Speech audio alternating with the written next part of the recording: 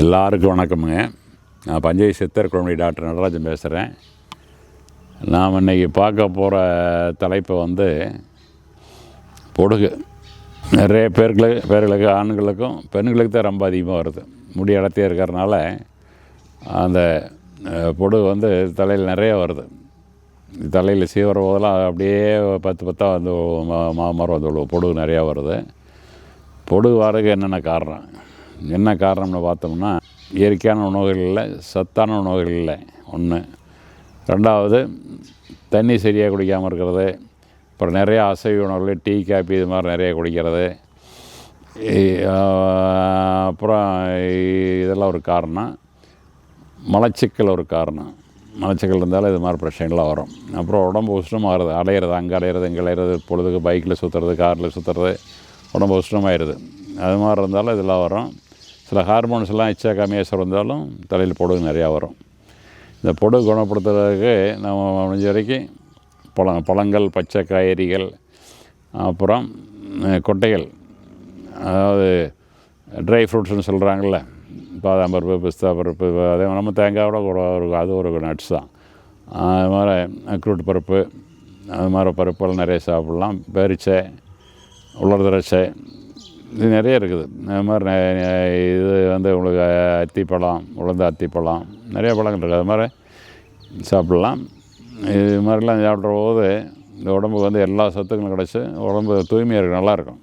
மலச்சிக்கல் எதுவும் இருக்காது, நல்லாயிருக்கும். அப்போ தண்ணி நிறைய குடிக்கணும். தண்ணி ஒரு நாளைக்கு 2 லிட்டர் 3 லிட்டர் குடிக்கணும். அது மாதிரி குடிச்சிட்டு தினசரி தலைக்கு தண்ணி ஊற்றி குளிக்கணும். தண்ணி ஊற்றி குளிக்கிறதுக்கு முன்னாடி எல்லாருமே கொஞ்சம் தேங்காய் எண்ணெய்க்கு தலைக்கு தேய்ச்சி விட்டு அப்புறம் ஒரு நேரம் கழிச்சு குளிக்கலாம். இது மாதிரி பண்ணோம்னா இந்த பொடுகு வராமல் தடுத்துக்கலாம்.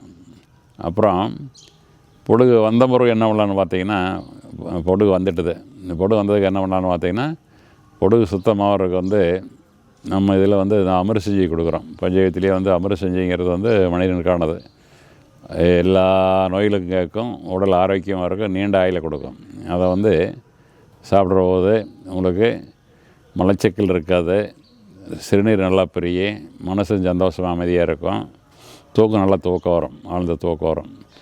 எல்லாமே நல்லா அமைதியாக மனசு நல்லா இருந்து நல்லா ஆழ்ந்த தூக்கம், நல்லா தூங்கி எந்திரிச்சு நல்லா பசியோடு நல்லா சாப்பிட்டு கழிவெல்லாம் நல்லா வெளியேறிச்சு அப்படின்னா பொடுகு வராது.